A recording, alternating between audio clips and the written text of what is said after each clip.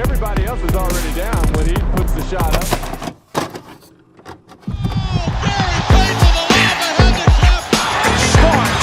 Hey guys, this is Dominique Wilkins. Hey, this is Sean Kemp. This is Gary Payton. Hey, this is Pau Gasol. NBA fans, what's up? This is Vince Carter here. Hey, what's up? This is Matt Barnes. If you're an old school NBA fan like I am, make sure you check out the Basketball Time Machine with my man Sean David. Hey guys, what's up? Welcome back to the Basketball Time Machine. My name is Sean David. Thanks for tuning in. Let's talk some old school hoops. In today's episode, again, I will talk about NBA legends, talking about how great Michael Jordan was. And I was so happy that I found a couple of new clips that you guys hopefully haven't seen before. But before we dive into that, let me ask you guys for a small favor. Please check out the video of today's sponsor. Today's video is brought to you by Royer. If high quality is important to you, then you have to check out Royer. Since 1934, Royer stands for high-quality work boots. I can especially recommend the Revolt. This boot is a combination of the best materials and the most advanced technologies without compromising quality. The Revolt collection is based on a new last with a 3 times oversized footbed and a Vibram Mega Grip Pro outsole with superior traction adapted to the molded and soon patented Royer platform. This boot is not only stylish and looks great, but it's the perfect boot for your outside job. All leather, baby. As I said in the beginning of the video, this is high quality. For this and more, check out www.royer.com and get your Revolt boot now.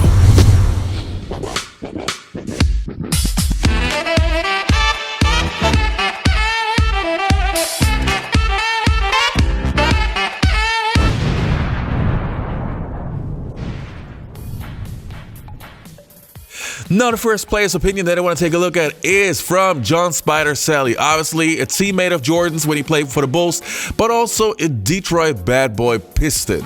A real bad boy Piston. Let's take a look what he has to say. Around this time, Jordan is on his way up. And you guys have beat the Bulls streak 3 consecutive years. And you guys had something called the Jordan Rule. Yeah. Talk to us about that. Another thing you would have liked, Matt, because push him left. That's your Jordan rule right there. That's all I'm allowed to give away. Mm-hmm. It's still top secret. And but we gonna be there. The deal is this: you push him left, right? If he catches the ball on the left side, push him left. He's not going to pass it, right? Kobe is not the chucker. Michael is the chucker. Kobe's shots go in. Michael kept shooting until they went in. But Mike was deadly. So when he caught the ball on the left elbow, push him left. And Joe can do that all day because Joe's 220 pounds.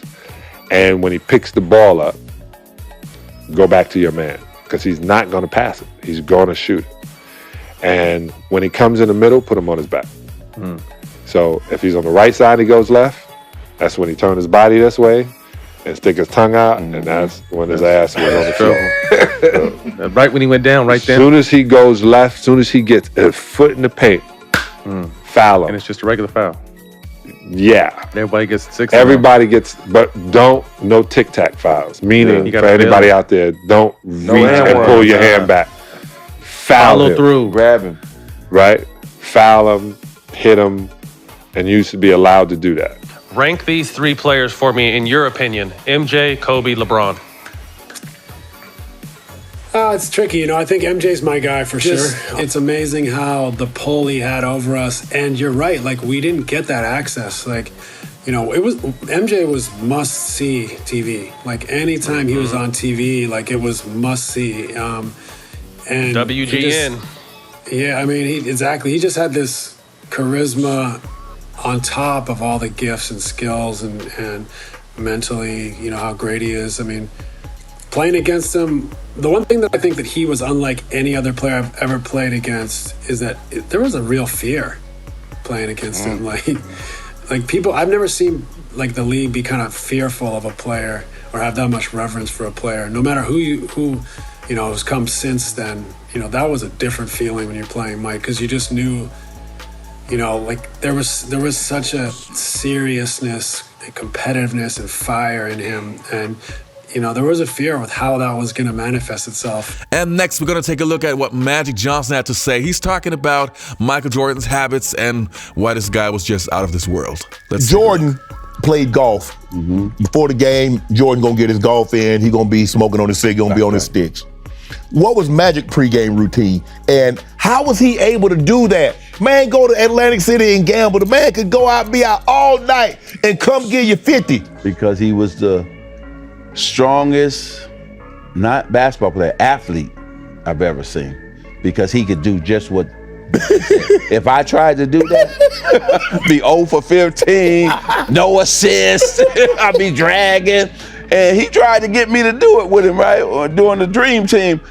Man, MJ. I said, what's up? Come on, hang with me. I said, Mike, I can't hang till 4 o'clock.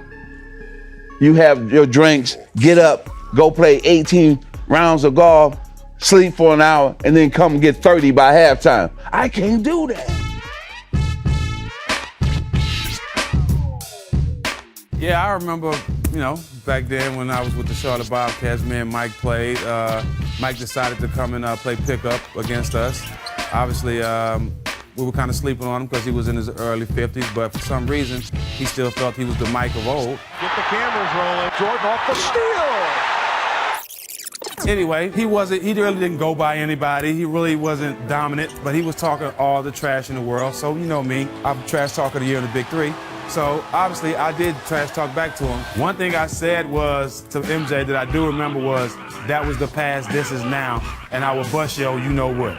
Yes, I will bust your which is a mistake, because if I didn't know anything about all Michael Jordan's accomplishments, I knew that day. Okay, he told me about all the championships, everything he's done, sport, points scored, and he reminded me that I was on his team. Okay, so at that point, I felt that trash talking was won by him. You right, I'm on your team, you do pay my check.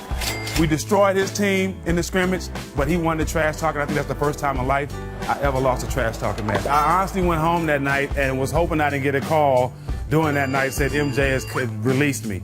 Because I did say some things in my trash talking to defend myself. All in all, it was not a good career move because I got traded the year after that. So maybe he was still thinking about it when they traded me. I haven't spoke to Mike since I got traded. And I lost my shoe deal, so hey, maybe. I don't know. Maybe that was it. I think your GOAT is Michael Jordan. You played with Mike. Give us some story. What was Mike like in practice? Some of the gambling stories, because we know he's an all-time great gambler. Always trying to get people out their money. Yeah, Mike is, I didn't play with him with the Bulls, but like I said, when I was with Chicago, my dad had told me previously in the drafts, hey man, Michael Jordan likes your game. This is before social media. I'm like, Dad, get out of here. How do you know Michael Jordan likes my game? So fast forward, I get drafted to the Bulls, and Tim Grover calls me one day. He's like, hey, MJ said you can meet him. I'm like, what? So 6:30 in the morning, I drive down there, and this is when he was prepping for his comeback to the Wizards. Right. And so I go down there, and it's myself, Tim, and MJ in the weight room. I'll never forget, he's doing a defensive slide drill. And we were just talking. I didn't want to talk too much. He's workout. It's like, hey, this summer we can work out together. And I'm like, oh man, this is crazy. So I call my friends back. Why isn't that Michael Jordan? Nobody answers. It's still early in the West Coast. So that summer, I start going there, working out with him, playing with him. And he was just like, his aura, it was like a ghost. What's the one question you would want to ask Michael Jordan? Oh, man. I think I would want to ask him to come on our show. It's a good one. I like that. That was a good one, right? You are high, Steven. No, that's not a good question. You want to ask him. That's a great question. I need the second question then. I think nothing's more important than him coming on our show right now. First and foremost. Sorry, Dan. I would like to ask him. I've seen him. He's kind of opened up a little bit more in the last maybe 2, 3, 4 years, and I think really since Kobe's passing, his speech at the funeral was incredible, and what he brought to that moment was incredible. And just kind of ask him, is seeing Kobe do it, being more open, being one of the more open superstars, does that encourage him to do it a little more? In case you guys wondered, obviously I cover Michael Jordan pretty often, but when I read through the comments, so many of you guys always say they can't get enough of Jordan stories, and I'm just the same way. I just can't get enough of MJ because that guy's just, I don't know. I even got a Michael Jordan tattoo on my body, so you know that I'm a fanboy and I'm not afraid to admit it. Jordan is my man, was my man, will always be my man. So MJ, this video again was for you, man. And for you guys, I hope you enjoyed this video. Don't forget to leave a like, subscribe to the channel, and hopefully I'll see you next time on the Basketball Time Machine.